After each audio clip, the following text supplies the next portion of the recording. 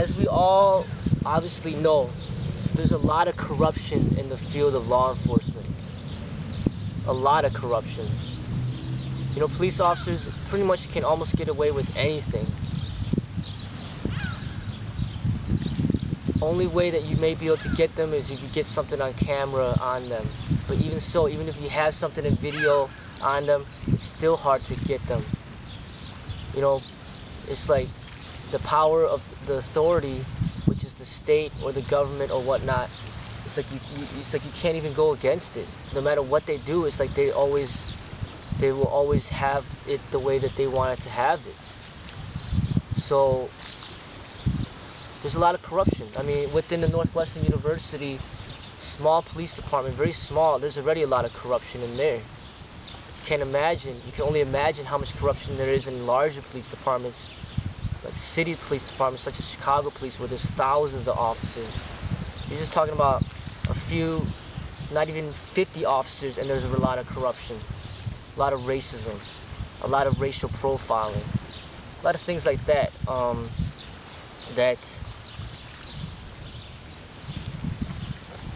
you know, I tried to be a police officer that stood for the truth, to represent and be an officer the way that I believe they should be. You know, I tried to be physically, mentally, and spiritually at my best in order to represent police officer the way that I think it should be represented. Just like how I believe a martial artist should be represented, I held the position to a higher standard. But a lot of times you work with people that don't meet those standards. You know, you're in a field where there's a lot of stereotypes, a lot of unequal treatment.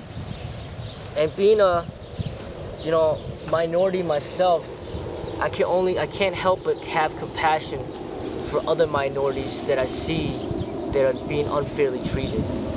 So even though I'm not black, if I see a lot of black people not being treated equally, it doesn't make me feel good.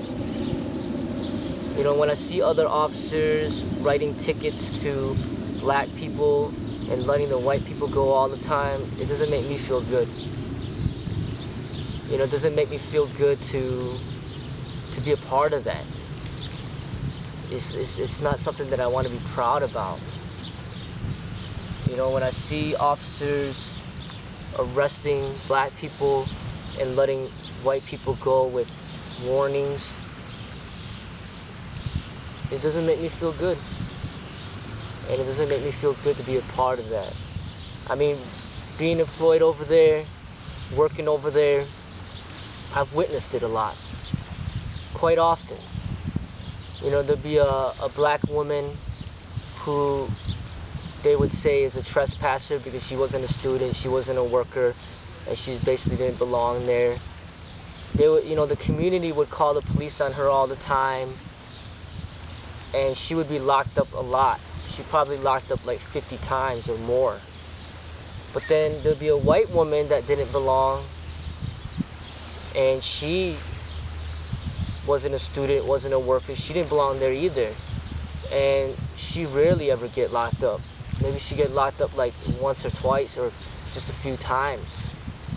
They let her go. But the black woman, they arrested like over 50 times.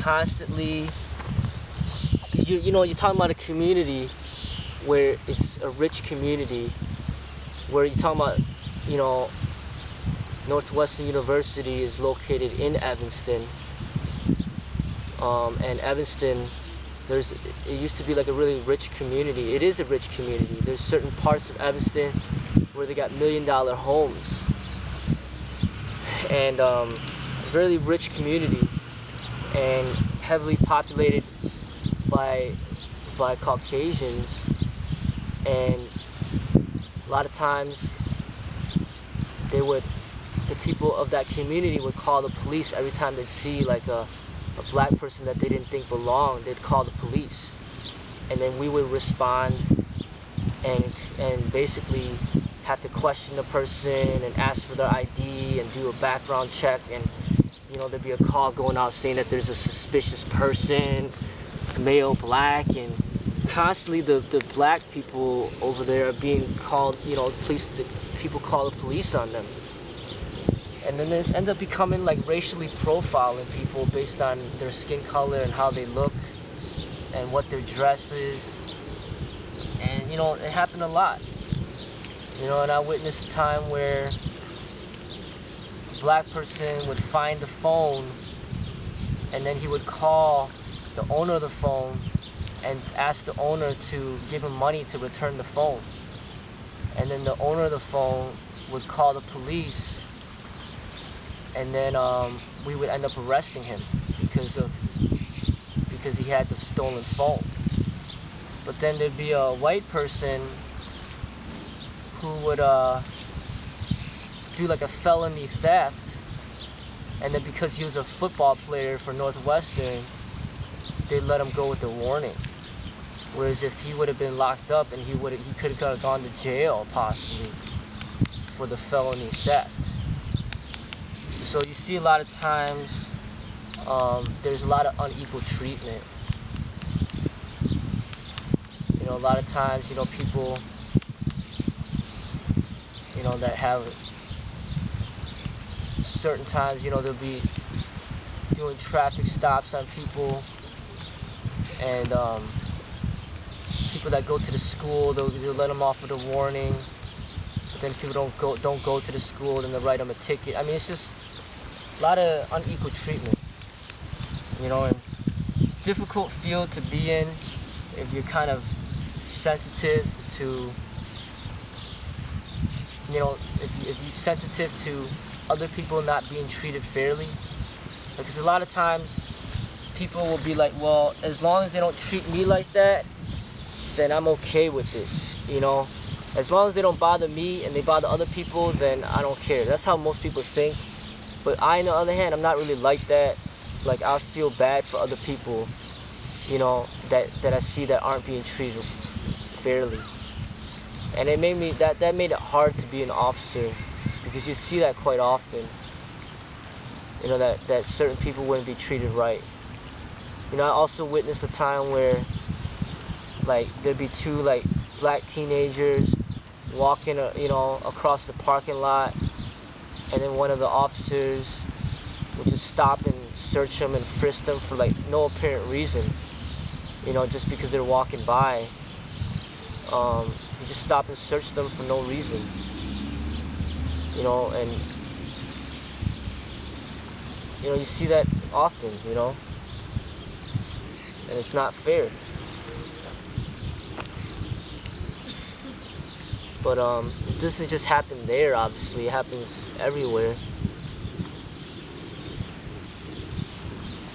And you don't know how to help. Because even if you are an officer and you want to help, it's hard to help. Because you can only do so much. So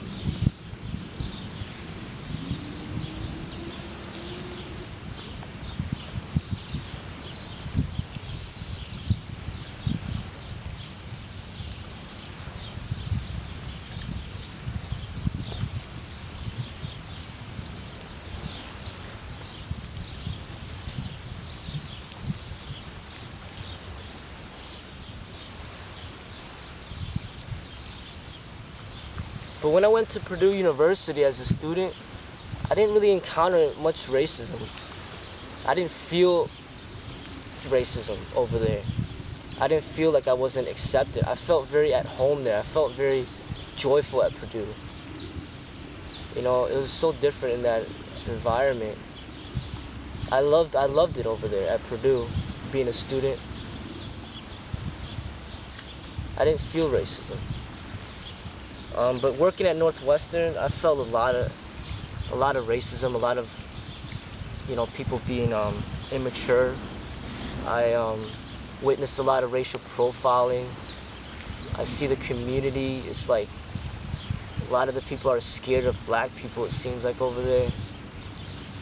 And they keep calling the police every time they see a black person. They call them like a suspicious person just because he's black. I mean, it's just like,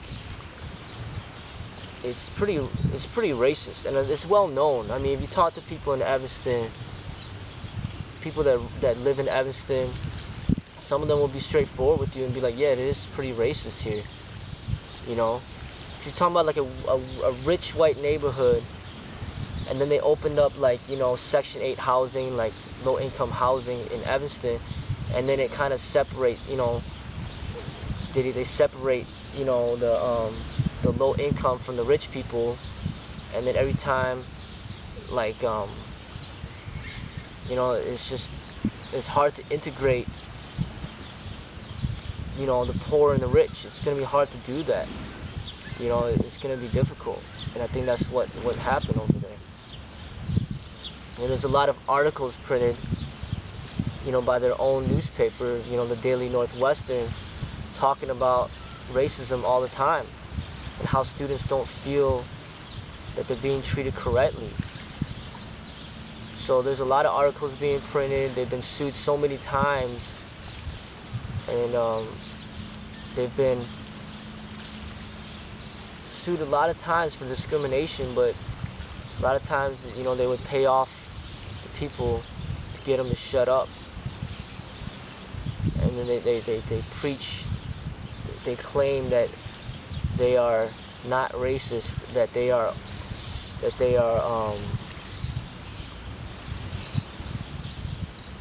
you know, they value diversity and all that stuff.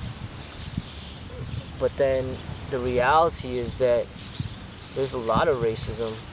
That's from my experiences, being there for 4 years and seeing what I saw, and also being aware of how students feel and about things that happen to the students, and how they have all these articles and constant talks about it.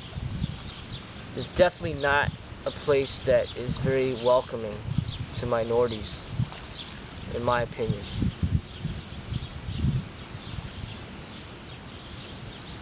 I would not want to go to school as a minority at a place where I don't feel welcome. And that's a huge thing for me. When I decided to go to Purdue, I was either deciding to go to Purdue or Indiana University. And I went to visit Indiana University one time, and I didn't feel comfortable there. I felt a little uneasy, unwelcome. And I felt it was because of my race. I mean, I go there, and it's all Caucasians, all whites everywhere. I'm like the only minority, and the way that they look at me, I just didn't really feel welcome. But when I went to Purdue, it was the opposite. You know, I felt very welcome there. They treated me with a lot of respect, and I saw it was more diverse and everything, and I chose to go to Purdue, and it was a good decision for me. I loved it. It was a great experience. But it's a horrible thing to have to pay out thousands of dollars to go to a university where you're not being treated equal, where you don't feel welcome. I mean, imagine some of these Northwestern students, I mean, they're paying like maybe $50,000 a year, or more than that. They might be paying like $200,000 a year to go there, and then next thing you know, if you're black, you get stopped by the police just because you're dressed a certain way, and they say that you're suspicious. Imagine paying $200,000 to go to a school where you're getting questioned by the police because of your race and how you're dressed. It's just ridiculous. Are you crazy? Are you kidding me? You know, I mean, that happens there. You know, if you don't dress like you're like, you dress hip hop, if you dress like you like, you know, you dress like too casual, you dress like you like to listen to rap music or something, they could call you suspicious, you know, and then call the police on you. And the next thing you know, you're being checked by the police, and then possibly, you know, it's an embarrassing experience, and also it just makes you feel like crap, especially from a place where it's supposed to be considered your home. You know, like they might have a good reputation for their higher education, you know, being a Big Ten school, you know, and having a good name in the higher education. But what about their diversity? What about their social justice? What about their you know, their promotion of equal treatment? It's like the worst place you could be. Seriously, I mean, basically the way it operates over there, if you complain about discrimination, they're gonna aim to terminate you, to get rid of you. That's what their main objective is. You know, they set up a place that intakes, and within Northwestern, they'll set up a place that intakes the complaints about discrimination, and then they pretend like they're gonna do something about it, but then they really are aiming to target you, to get rid of you, so then you don't cause any problems for them in the future. That's what they aim to do, really. So there's really nothing you could do. There's not much you could do over there. If you get discriminated as an employee, there's not much you could do. They're gonna aim to terminate you. But if you're a student there and you speak up against discrimination or racial profiling, they will do what they can to make you happy, because you're the customer, you're paying them, and they don't want you to leave, and they don't want you to tell your friends not to go to their school, so they're gonna do what they can to try to make you happy. But really, they could do all they want to do, but racism is still, I mean, they haven't touched the core. The core of it is there, and they're not even doing anything to resolve it. You know, it's just like, they just like to talk about it all the time, but they don't really do anything to resolve it. Because if they did, I wouldn't have experienced what I've experienced, where they would completely turn against me because I complained against discrimination, and then do what they did to me. So